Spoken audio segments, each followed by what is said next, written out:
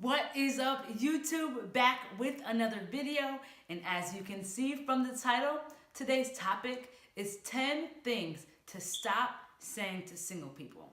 Let's jump right into it.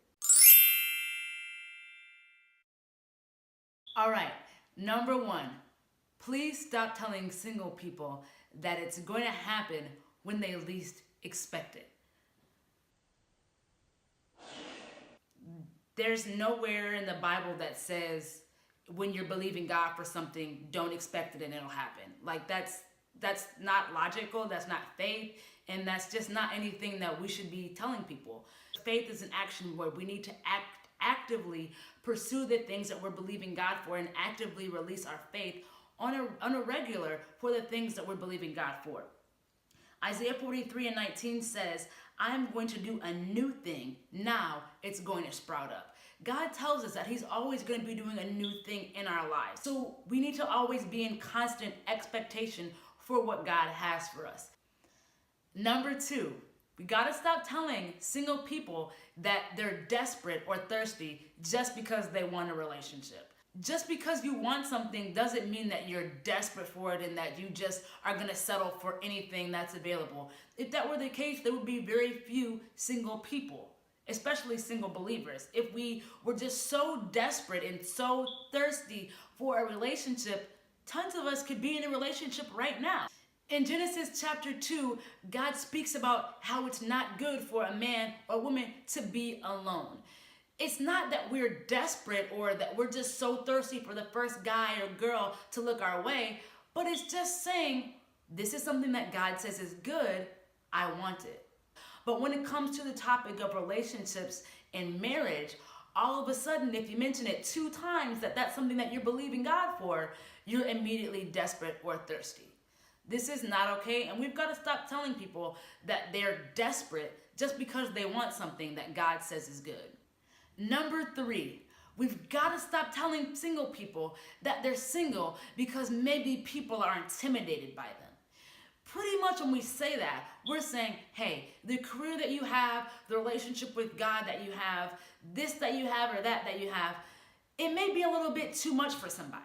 I'm a firm believer that if you are going to school for your PhD or you're just opening a business that's really beginning to flourish, if somebody is intimidated by the blessings that God has allowed to happen in your life, maybe they're just not the person for you. If anything, that would be more of a reason for somebody to be drawn to you, not to be intimidated by you. Number 4. We gotta stop doing this one. We really gotta stop doing this one. Okay, I'm just gonna jump into it. Number 4. We gotta stop telling people that they only want to be married so that they can have sex. You want to get married just solely so that you can have sex. You can't just assume because marriage in the Christian world includes sex that that's the sole reason that somebody wants to be married. That's not the sole reason. There are benefits to everything. Of course, sex is a benefit of marriage and sex comes with marriage, but that doesn't mean that's the only reason why somebody wants to be married. It could be a reason because they would like to have sex, but that doesn't mean that that's just strictly the only reason that somebody wants to have sex. Number 5, we gotta stop telling people that they're too picky or their standards are too high. You're telling somebody, hey, that's an impossible expectation for a man of God, so you shouldn't have that. When in reality, you don't know what that person's expectations may be. Now, I do agree that there are some expectations that are really, really high, but you shouldn't be discouraging somebody altogether from having standards. And marriage is a lifetime decision.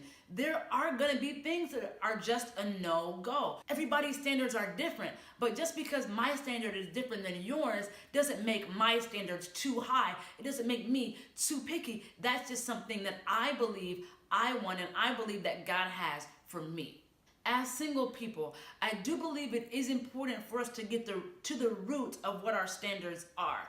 For instance, if I do want a husband that has 5 PhDs. I don't even know if that's even a thing. Is it doctorates or I don't know. But he has 5 different degrees. The root of that would maybe be, hey, I want a guy that has, is financially stable. That's really the root of why I want a guy that has 5 PhDs.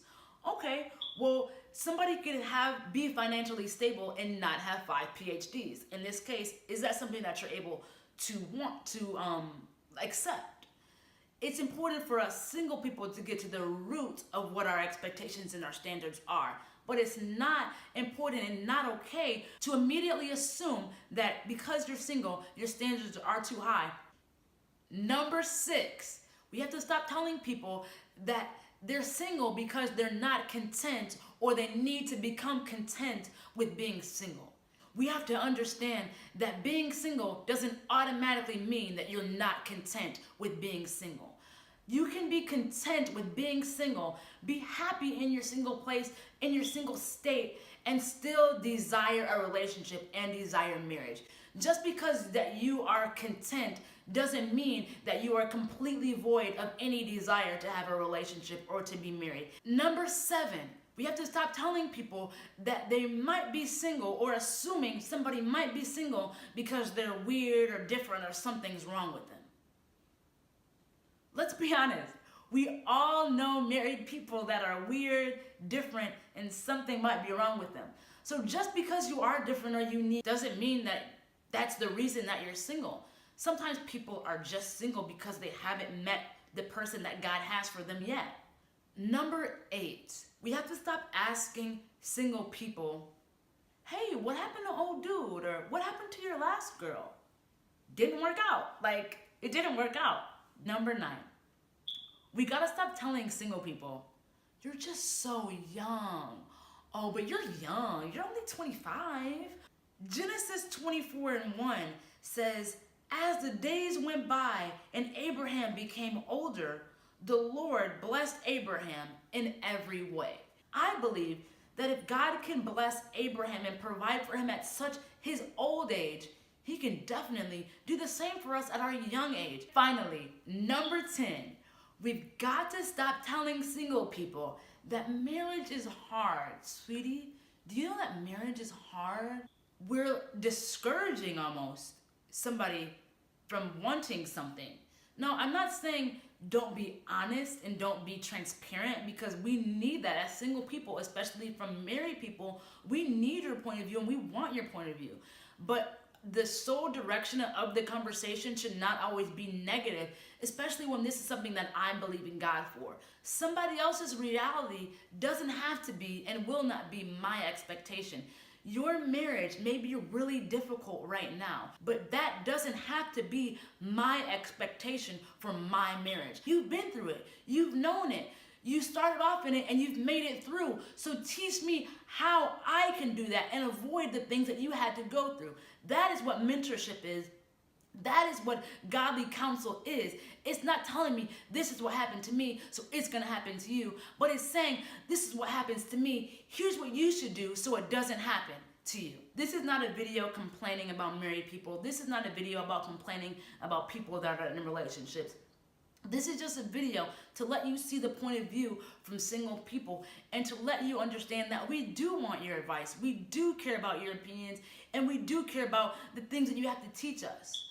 But they should always be encouraging us and pushing us towards the things that God says are good, the blessings that God says we can have, and encouraging us to keep going after the things that we desire from God. Keep believing God, keep having an expectation for a relationship, for marriage, because God says they're good, and anything that God says is good is something that I can believe him for.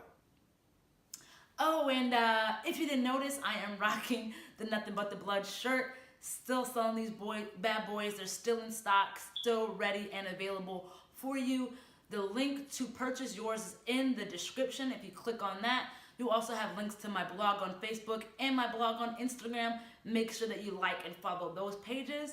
And of course, share in the comment section below what you guys thought, what you guys want to see. Share your point of view. But that's all that I have for you guys today. I hope you enjoyed this one as much as I did. I will see you in my next video.